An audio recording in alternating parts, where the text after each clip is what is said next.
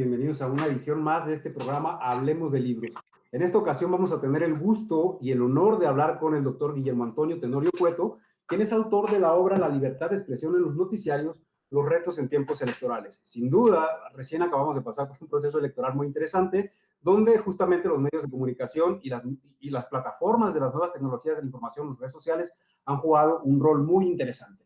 En este contexto, bueno, vamos a hablar con el doctor Tenorio Cueto acerca de esta obra que se publica por la editorial del Tribunal Electoral del Poder Judicial de la Federación, la serie editorial Criterios Electorales que coordina la Escuela Judicial Electoral.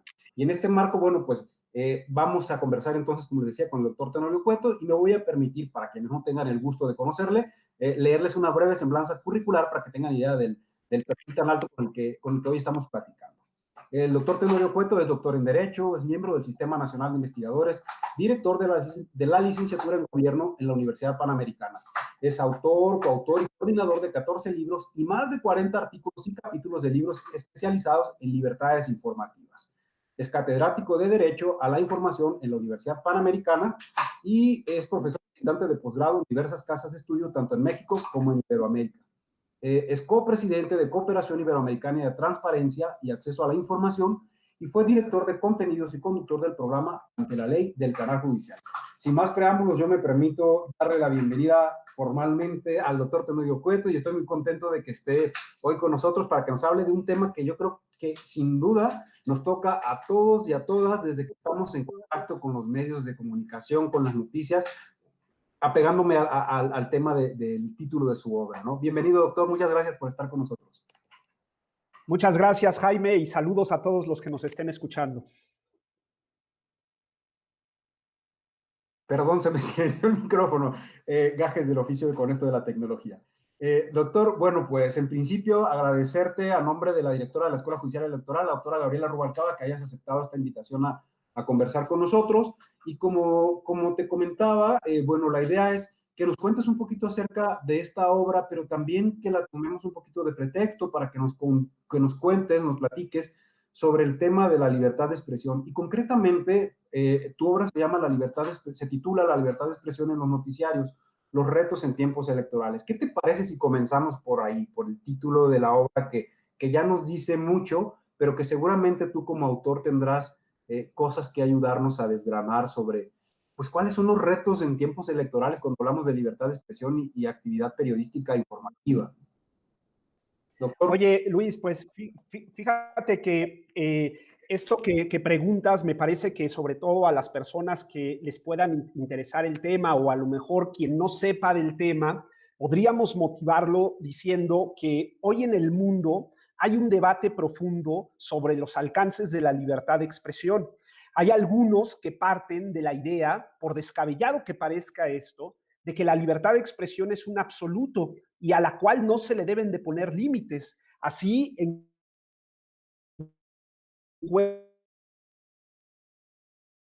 encuentras, por ejemplo,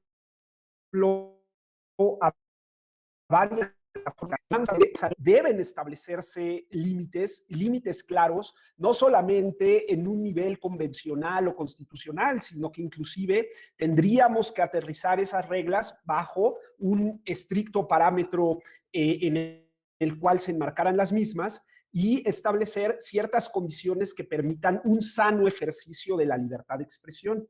Y justo ahí se enmarca este texto que tuve el privilegio y el honor de que el Tribunal Electoral lo publicara, en el cual hablamos justamente de ese profundo debate que existe sobre la libertad de expresión en una profesión que yo siempre digo son los profesionales de la libertad de expresión, que es el periodismo. Y ahí, sobre todo en clave electoral, lo acabamos de vivir ahora en este proceso electoral, pues hay muchas dudas sobre los alcances de la libertad de expresión en manos de los periodistas cuando se refieren justamente a los procesos electorales. Hasta dónde un noticiero puede hacer una cobertura, hasta dónde un noticiero puede cubrir debates, hasta dónde un noticiero puede emitir opiniones en el marco de ese proceso electoral sin alterar la equidad electoral y sobre todo bajo los cánones y el respeto a un sano ejercicio de la libertad de expresión. Y ahí es donde nos insertamos. Me parece que esta pregunta que haces de inicio, me parece que tiene que ser al menos sugerente para aquel que, o no estando familiarizado o estando familiarizado, entienda en qué marco se circunscribe el libro. Perfecto, doctor. A veces en el sentido común, ¿no? Pareciera ser que cuando escuchamos libertad de expresión, justamente retomando la idea que mencionabas, y esta postura de que al parecer todas las ideas, por descabelladas o inclusive agresivas o violentas que pudieran llegar a parecer, tienen derecho a insertarse en lo que tú llamas en tu obra, pues el mercado de ideas, ¿no? Este conjunto, esta amalgama de opiniones que circularían en el espacio público y que contribuyen a formar este lugar simbólico de interacción social, ¿no? Parecía entonces que está esta postura que dice, no, todo está permitido, toda opinión tiene derecho a ingresar a este lugar, a este espacio. Y estaba por otra parte la que dice, bueno, pues hay restricciones, ¿no? ¿Cuál es el punto medio de esto, doctor, para ti? ¿Cuál sería la clave de estas dos posturas? ¿Hay una manera de ir conjugando? ¿Es posible hasta dónde sí y hasta dónde no? Uy, mi estimado amigo, tiraste un dardo venenoso, porque la respuesta a esto que preguntas adquiere distintos matices. Fíjate que este tema del mercado de ideas, pues ha abierto de alguna manera la forma en la que entendemos la libertad de expresión y hemos asumido que la debemos maximizar. O sea, la libertad de expresión, inclusive cuando hablamos de limitaciones, tenemos que partir de una libertad de expresión lo más abierta posible, porque es la forma en la que se dinamiza el sistema democrático. Claramente, los teóricos del mercado de ideas parten justamente de esa premisa. Hay que admitir a todas las opiniones y que en todo caso sea el mercado el que deseche las opiniones que no nos conduzcan necesariamente a una discusión seria que nos aproxime a la verdad, pero que sea el mercado el que las deseche. No establezcamos un sensor o un filtro previo que bloquee la entrada de estas ideas, porque en todo caso lo que haríamos sería matar al mismo mercado.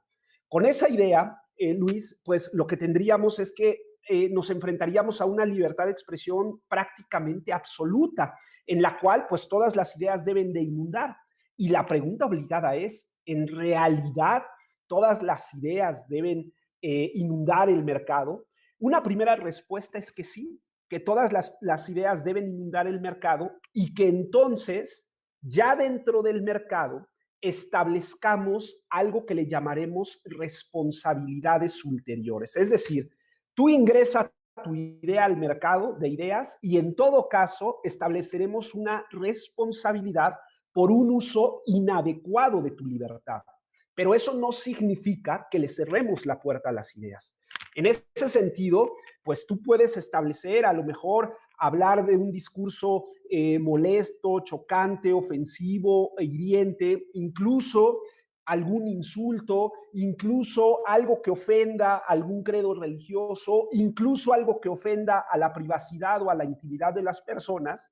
Todos los discursos ingresan al mercado, sin embargo, va a haber una segunda parte que es lo que sucede con todas las libertades que vienen acompañadas de responsabilidad. Y ahí es donde insertamos este punto medio del cual tú hablas, en el cual, pues, si toda libertad viene acompañada de responsabilidad, todos tenemos que hacernos responsables de las ideas y opiniones que ingresamos al mercado.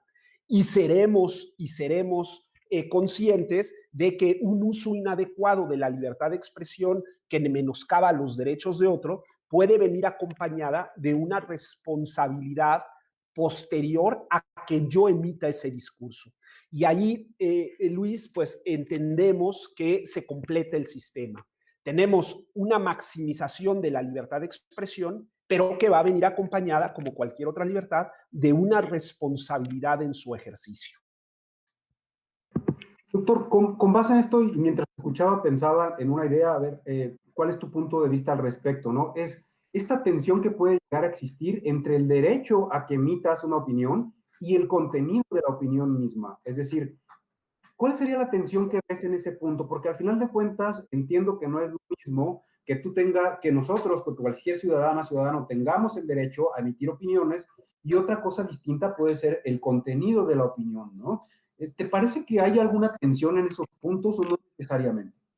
Esto que refieres es muy interesante y no solamente comparto esta duda contigo, sino que te puedo decir que la misma libertad de expresión ha entendido esta duda y ha resuelto esta duda a partir de un camino que inclusive ha sacado a determinados discursos de lo que es el núcleo central de la libertad de expresión. Es decir, que hay discursos en los cuales la libertad de expresión ni siquiera juega. Fíjate, por ejemplo, lo que sucede con los famosos discursos no protegidos por la libertad de expresión, como puede ser el discurso pornógrafo infantil, el discurso de apología de odio que incita a la violencia, el discurso que hace un llamado al genocidio. Son discursos en los cuales la libertad de expresión dice, yo aquí no juego. Pero tenemos los demás. Entonces, tenemos que decir que hay discursos en los cuales la libertad de expresión no juega y hay discursos en los cuales se presume o hay una presunción de cobertura general a todos los demás. O sea, tendríamos que decir hay una presunción de cobertura a todos los discursos, excepto a estos poquitos. Y ahí, Luis, se actualiza la pregunta que me haces. No solamente protegemos el derecho que tú y yo tenemos de emitir una opinión, sino también protegemos en este máximo nivel de cobertura, protegemos la opinión en sí misma. En ese sentido, a mí me gusta poner mucho el ejemplo de qué opinión vale más, si la de un líder de opinión en materia, un líder de opinión genérico o la de un premio Nobel en materia de economía cuando están hablando de economía. Y normalmente la gente me suele decir, oye, vale más la opinión del premio Nobel. Y yo diría, tener cuidado con eso. Porque en clave democrática, desde la óptica del mercado de ideas, las dos opiniones van a tener el mismo valor. Porque todos estamos llamados a la participación. Posiblemente alguien que me esté escuchando dirá, esto es un tema descabellado. Y seguramente esa persona que nos está escuchando dirá, yo sigo más al Premio Nobel de Economía. Pero en términos de lo que me estás preguntando, Luis, las dos tienen el mismo valor porque las dos no solamente tienen el derecho de ser escuchadas, sino están protegidas también en el contenido mismo de lo que opinen, por más descabellado que nos parezca. ¿De acuerdo? Claro, clarísimo, doctor. Bien, y entonces, partiendo de este marco general que yo veo que nos has planteado, que es como una especie de marco teórico para entender la libertad de expresión, sus alcances, sus límites, pues me gustaría que fuéramos a lo concreto, el campo electoral, ¿no? O sea, en el título de tu obra justamente se llama Los retos en tiempos electorales cuando hablamos de libertad de expresión desde el periodismo, ¿no? Y en ese sentido, la pregunta más básica que se me ocurre, bueno, doctor, ¿cuáles son los retos que tú adviertes en el ejercicio periodístico en México concretamente para el ejercicio de la libertad de expresión? Uy, este es un tema difícil y es un tema escabroso, estimado Luis, porque fíjate, México había venido construyendo los últimos 20 años, los últimos 18 años, todo un paradigma de protección al periodismo. Habíamos reforzado todas las medidas, tanto legislativas como judiciales, para proteger y potenciar la libertad de expresión en los profesionales de la información, que son los periodistas. Y desafortunadamente los dos últimos años hemos visto cómo se han descompuesto o desfigurado algunos aspectos centrales justamente de la protección del periodismo desde alguno de los poderes, particularmente del Ejecutivo. Sin embargo, hay que reconocer que al menos desde la óptica judicial, tanto en la Corte Suprema como en el Tribunal Electoral, ha venido existiendo un trabajo constante que protege justamente la labor periodística y que protege justamente la libertad de expresión. Es más, el Tribunal Electoral tiene unos criterios maravillosos en términos de protección del periodismo, justamente para dinamizar la vida democrática y para proteger la libertad de expresión, al grado que, como alguien que quiera leer el trabajo lo verá ahí, se ha diseñado toda una estructura que se conoce como el manto protector del periodismo. Y ese famoso manto protector del periodismo, pues no solamente significa que pues el periodista puede ejercer libremente su labor.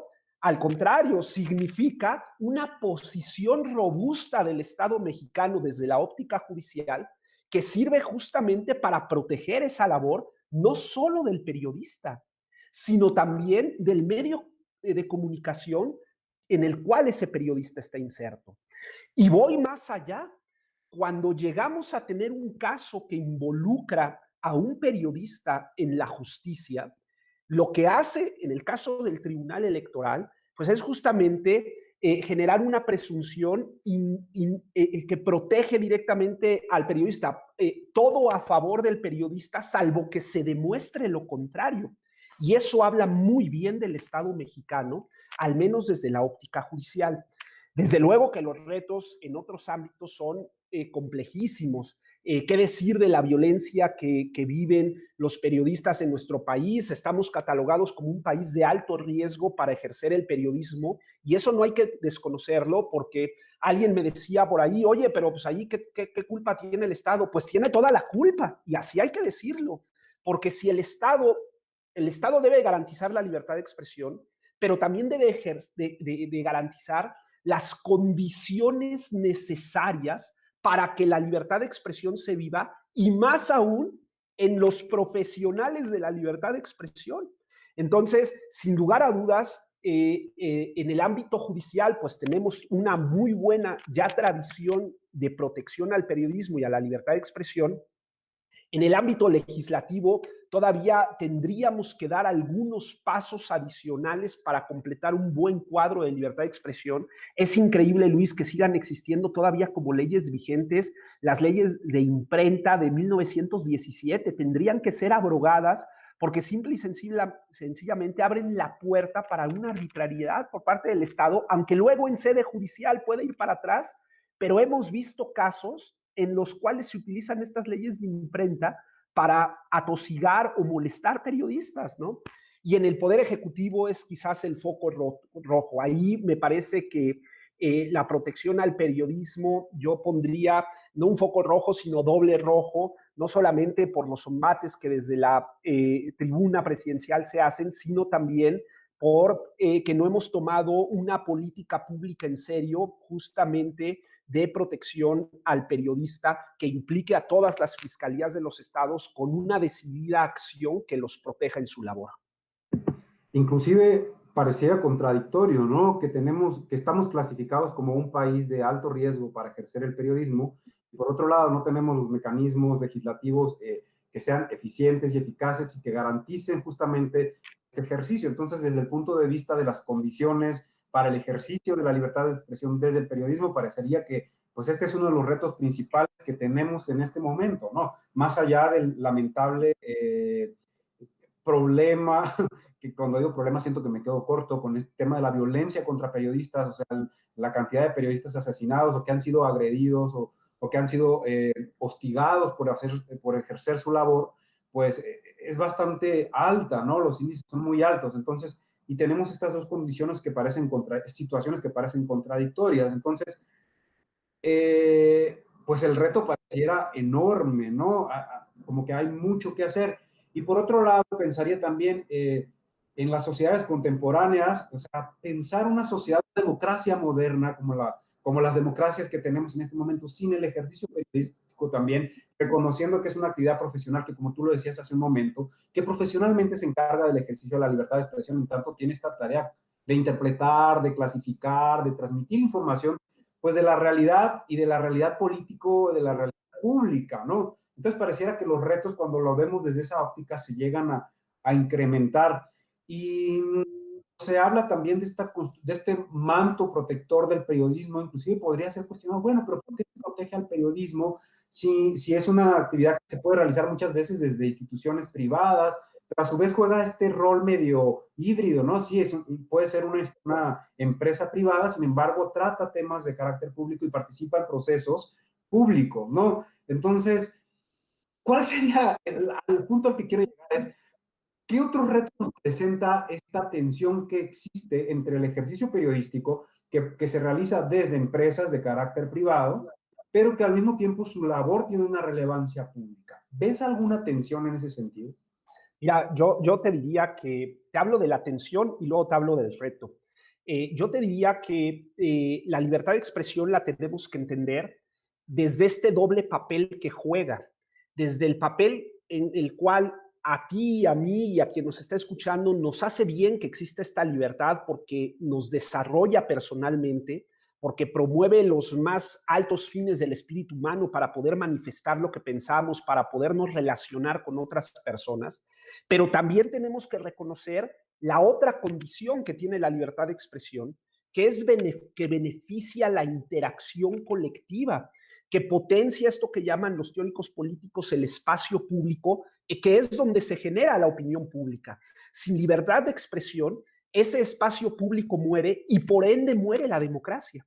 Por eso, desde hace ya muchos años se ha vuelto un lugar común a partir de algo que puso la Corte Interamericana en una sentencia, cuando dijo que la libertad de expresión es la piedra angular de los sistemas democráticos. Sin libertad de expresión no hay sistema democrático.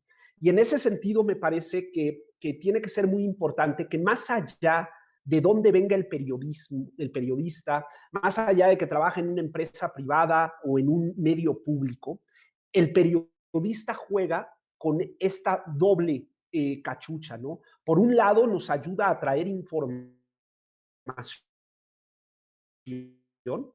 diario, pero por otro, nos beneficia a todos en que este sistema democrático tenga temas de discusión, tenga temas de agenda, de la cual todos podamos participar en la discusión pública. Y ahí me parece, Luis, que la tensión tendría que superarse justamente cuando entendemos este papel de doble condición de la libertad de expresión.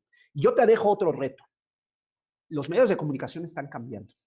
Y hoy, yo te diría, ayer observamos algo que sucedió que a todos nos dejó impresionados durante la jornada electoral, que es el papel de estas nuevas formas comunicativas, estas nuevas formas en las que la libertad de expresión ya no están de manos de un profesional de la información, como era antes, sino hoy tenemos el gran reto de las nuevas formas en las que la libertad de expresión se manifiesta en los procesos públicos. Me refiero particularmente al tema de los llamados influencers, ¿no? En el cual, pues, no siendo profesionales de la información y por lo tanto no les podríamos a lo mejor pedir el mismo estándar de responsabilidad que a un comunicador clásico, pero que sin embargo están incidiendo. Y ahí me parece que hay un reto interesante. Ya la justicia electoral empieza a trabajar justamente con estas nuevas formas en las que la libertad de expresión empieza a manifestarse para incidir directamente en los procesos electorales. Y me parece que será a futuro de los grandes retos para poder cifrar estándares en los cuales podamos discutir el papel de estas nuevas formas de comunicación que, utilizando la libertad de expresión, pretenden incidir en los procesos políticos. Me ganaste, doctor. Justamente te iba a preguntar porque me parece que es un tema inevitable en este momento cuando hablamos de medios de comunicación o de comunicación política, de libertad de expresión, del llamado, inclusive modelo de comunicación político electoral mexicano, del rol que jugaron los medios de comunicación en este proceso.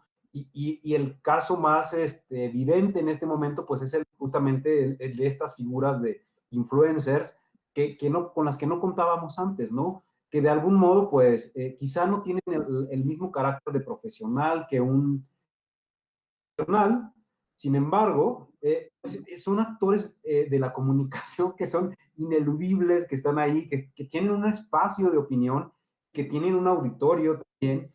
Y por un lado, si lo pensamos desde la óptica que tú nos planteabas hace un momento, de cualquier persona, cualquier opinión, tiene derecho de ingresar a este mercado de ideas, podríamos decir, claro, tiene su derecho de hacerlo.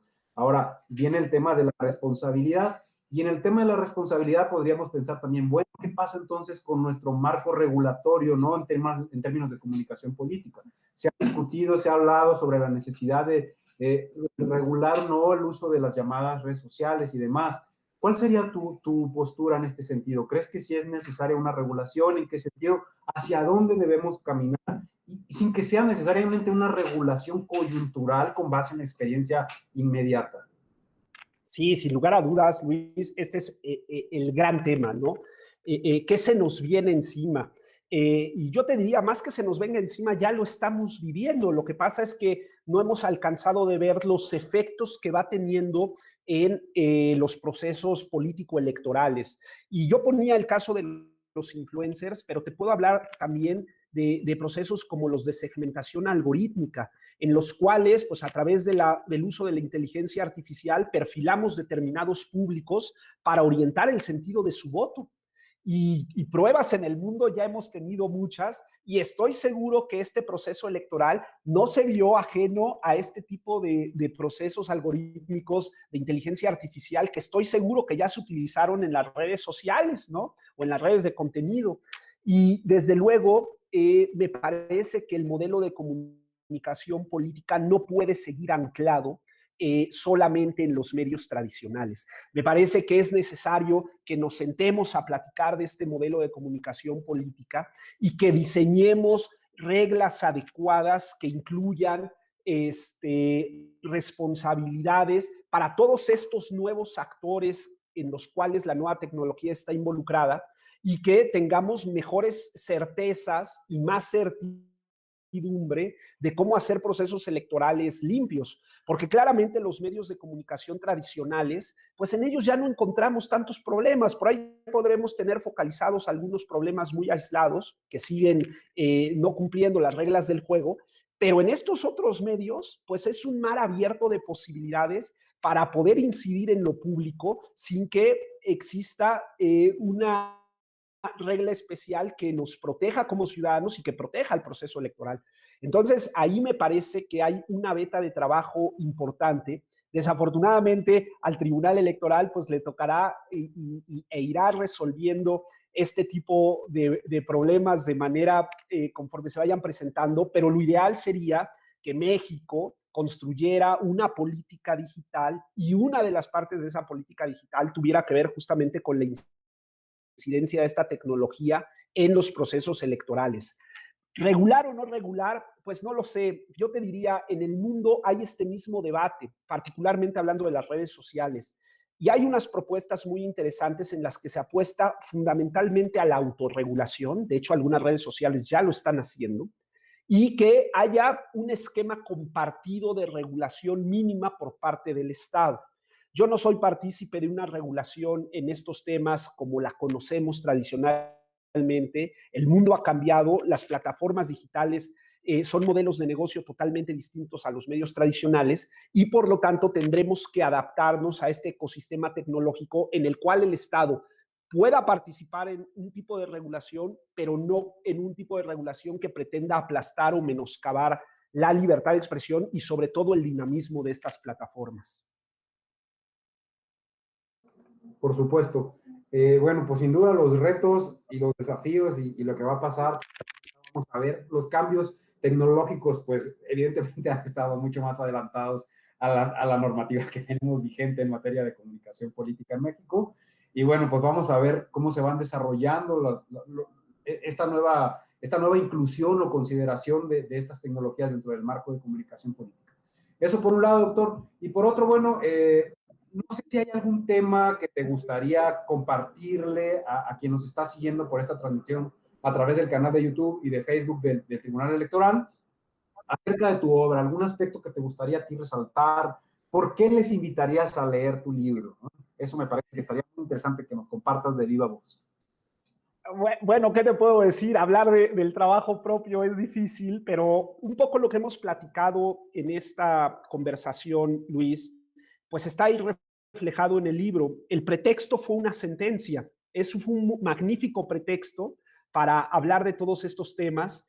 Una sentencia que emite el Tribunal Electoral y que en el centro de la discusión, pues estaba justamente lo que hacen los medios de comunicación cotidianamente. Y la verdad es que yo tomé ese pretexto que me da el Tribunal Electoral, además fue un buen fallo, para hablar de todos estos temas, para hablar de los alcances de la libertad de expresión de manera contemporánea, para hablar del manto protector al periodista y en general para hablar de todos estos temas que hemos puesto sobre la mesa.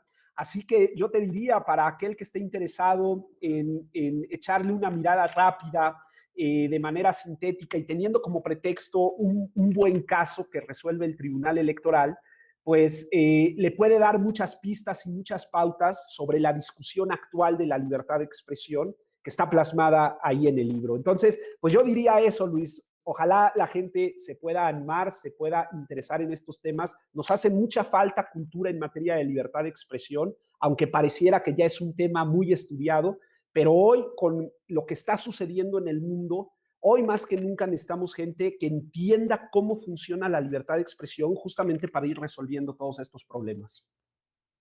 Perfecto, bueno, sin duda, para quienes nos siguen, insisto, en esta transmisión, de verdad les invito a revisar la obra del doctor Tenorio Cueto. Se encuentra disponible de manera digital, gratuita, en la página del Tribunal Electoral del Poder Judicial de la Federación. Ustedes ingresan a nuestro sitio y van a ir a la editorial del Tribunal Electoral. Ahí pueden buscar la serie editorial Criterios Electorales y van a encontrar esta obra, la pueden descargar.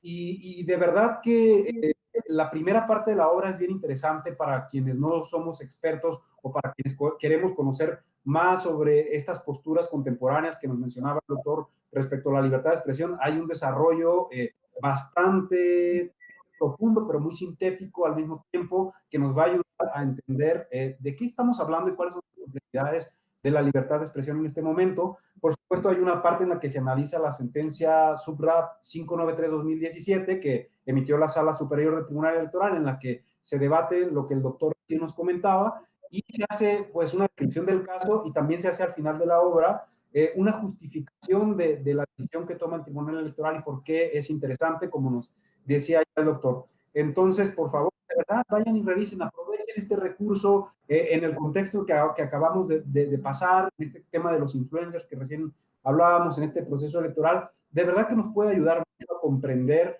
los roles, los alcances, el papel y responsabilidad que los actores que tienen algún poder de incidencia en el espacio público pueden jugar, ¿no? Nos da herramientas sin duda para formarnos, valga la redundancia, una opinión sobre estos temas que son tan relevantes para nosotros. Doctor, pues a mí no me queda más que agradecerte a nombre de la Escuela Judicial Electoral el que hayas aceptado participar con nosotros en esta conversación, que nos hayas aclarado estos temas y conceptos tan relevantes, que como decías, pues son un pilar de la democracia. Si finalmente no podemos interactuar, expresar, comunicarnos, qué difícil sería en principio la actividad política y continuando, digamos, con esta ola expansiva, pues el mantenimiento de un sistema democrático, ¿no? ¿Algo que te gustaría agregar para finalizar? Nada más agradecerte la entrevista, Luis Jaime, y agradecerle al Tribunal Electoral pues la oportunidad de este espacio. Muchas gracias a todos por habernos escuchado. Pues muchísimas gracias una vez a todas y todos. Nos vemos en la siguiente emisión de Hablemos de Libros. Gracias al doctor Guillermo Antonio Tenorio Cueto. Vayan, por favor, revisen y descarguen su obra en la editorial del Tribunal Electoral, La libertad de expresión en los noticiarios, los retos en tiempos electorales. Revísenla, vale la pena. Hasta luego y gracias de nuevo, doctor. Nos vemos a la próxima.